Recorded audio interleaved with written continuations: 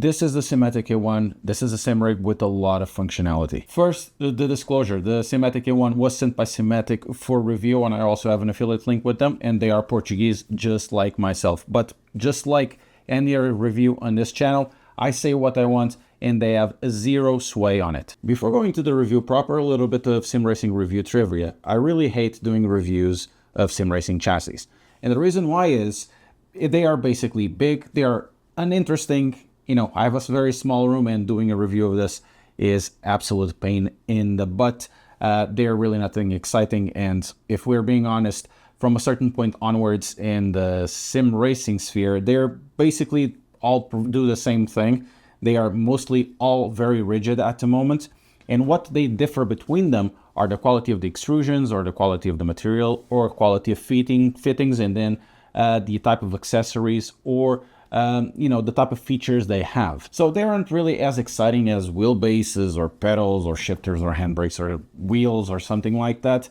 But I think for the Simetik K1, there is a bunch of features there that are severely underrated, and they should be appearing more in other rigs too. Starting on, we need to talk about the price, and the price is going to be somewhat large elephant in the room here. This is 499 euros plus VAT. So that means for most of you that might be in Europe, it will cost around 600 euros plus whatever you're going to need to run your sim rig. In the case, I'm using a Fanatec Club Sport wheel. I don't need anything else, but if you want a shifter, you need to buy the shifter separately. Or if you have, for example, a semi-cube, and semi-cubes need to be front mounted, there is a mount there, so you will need to pay extra. The price is more on the steep side, that's for sure, but there are a couple of reasons why that's the case. The first one is the engineering behind it, and you'll see it from the packaging and from the assembly, and then from the finishing and all of that, that makes a bump in the price. And the second part, and that will be another thing that might be good for you or not, is that the extruded aluminum and also the steel comes from Portuguese factories. That means everything is locally sourced for Simetik. This generally is really not the case in most brands, except with Sabelt and maybe a few others. Sabelt, for example, only uses extruded aluminum from Italian companies, so that tends up to bring up the price if that's something that is interesting for you. What is the Simetik K1 then? Well, the Simetik K1 is an extruded aluminum sim rig with this 7 shape or L shape, if you want to call it, that comes with a base of 80 extruded aluminum. Generally, you want to see profile at 120 or 160, though I haven't found any issues at all with this. And the objective of the K1 is to make your life simple from the moment you start picking up the parcel to the moment you actually run in this. This is an extremely moddable or extremely ergonomic sim rig that is very easy to adjust. In terms of size, this is actually quite small sim rig. We're talking about 1.4 meters in length and 61 centimeters in width. That means, you know, very small footprint for a sim racing rig of this caliber. Of course, the length might be different if you use a different type of seat, or one that is not reclinable, or even are longer, you need more space. But generally, this should be very easy for you to fit in, even if you are on a bigger size. We can start to talk about the engineering behind it, and the engineering is actually very interesting from the point you receive the parcel, because each box is incredibly small. The biggest one will have, of course, the extruded aluminum. You can't do really anything about it. But the way it is packaged inside the second box, it is actually quite funny that you were able to put so many things inside of it. It kind of reminds me of the things they used to do with minis in the 70s and 80s, and you try to put 27 people inside a mini. Well, it's exactly the same type of deal, and because of it, the parcel price when you send it, it's a little bit lower than other brands. It's one of the good parts. The assembly process is actually quite simple. It shouldn't take you more than 90 minutes. The biggest issue that I have was installing the GT Omega chair, because the rails aren't really that big. And another advantage of this sim rig is because it really only goes one way, more or less. Everything that is in terms of making it adjustable to you, it is really simple. You don't need to mess around with rulers or with measuring tape.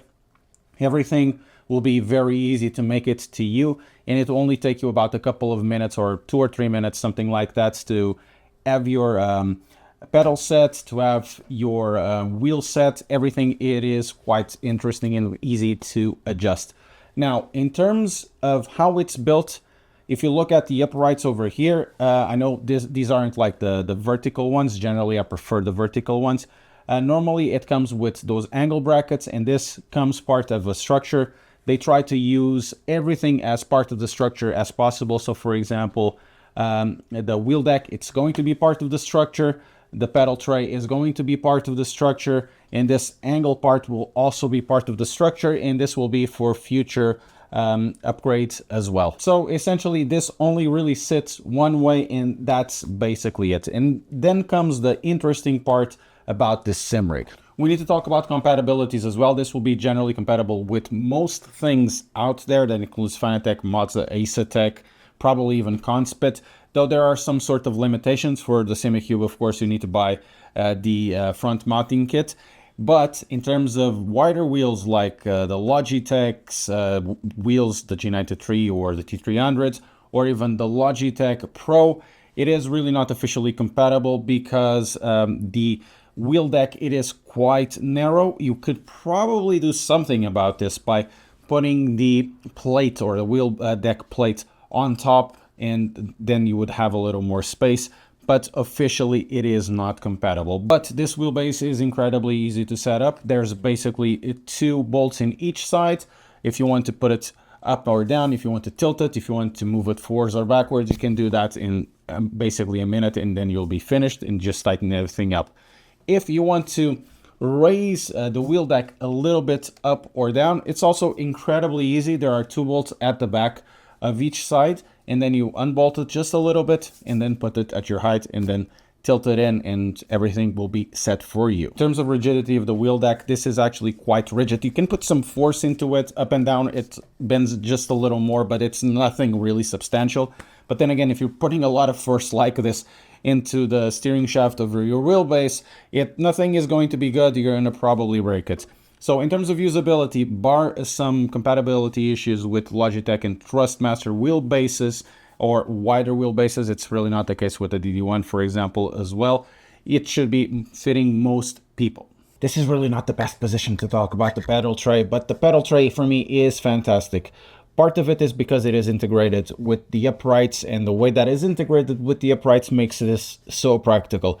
It's really easy to get the pedal set into a pedal tray. There are 4 bolts for you to adjust the length of the bolt screws, and then you can use those bolts also to move the pedal set forwards and backwards. And then at the side, there are bolts to change the elevation of it or the tilt of it.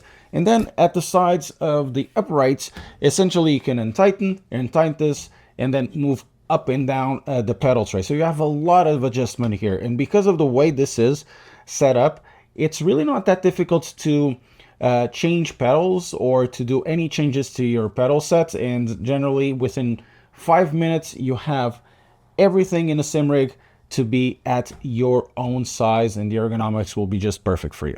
In terms of real life usability, there's really not much to say about the Simetik K1, and that is actually something good, because you really don't want the rig to be an hindrance to you. You want something that is very easy to use, and it's just there. And once again, sim rigs are some of the most boring stuff. So for those of you, and the important thing about this is that the pedal tray is incredibly rigid, even though at the glance when you look at it, it kind of feels it's floating there, but it is incredibly rigid. It doesn't really move even with the strong load cell, which is generally what I try to use in the case of the IMSIM Talentos. And then on the wheel deck, even at when you're drifting, and you can see probably from the images, the wheel deck really doesn't move. But there are two things we need to talk about besides the price of the simrig that I'll say that are cons. The first one will be the accessory list, and that part was also going to be part of the cons because, for example, with the handbrake, that should be the most popular accessory out there.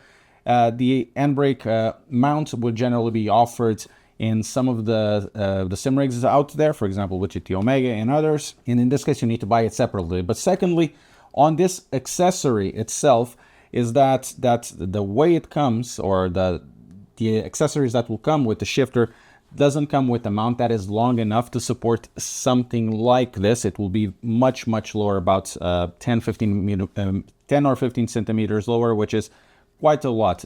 There is an official way to mount it, which is using these holes at the side. However, because this is such a narrow rig, and that's the second con, that means it's going to have the handbrake and shifter actually quite close to you. Of course, you can try to mount it in a different way, but it really won't be as perfect as it was with the K2R, for example. Now, going into the width as well, that means the width will impact the pedal tray. And in the case of the pedal tray, it won't allow the widest of pedals out there. For example, the Sim Racing Pros won't be officially compatible with this. You can make it compatible if you have longer bolts and using it through the pedals at the center, but officially it really won't be compatible. So those are two big things, in my opinion, that put the sim rig just a little bit back. Well, the last con we have talked about before is that the wheel deck isn't really compatible with everything. Not, for example, with the Logitech Pro Direct Drive, unless, of course, you do some sort of workaround and put the wheel deck base at the top of here and then use some sort of spacers and logger bolts to get everything correct. So, in reality, there's not much to say about the Simetik K1 besides being a sim rig, and sim rigs are usually boring because they're just pieces of metal and all of that. But what Simetik wants to do with the K1 is to provide you a seamless experience from the moment you pick up the parcel to assembling it to setting up to your size. It is something really, really seamless, and it provides you with a very rigid sim rig. And at the price, there might be better choices out there in terms of what you feel what is value, but between that and I have one stored in a shed, I'm gonna try to have this because, well, it suits me better. It might not be the case for you.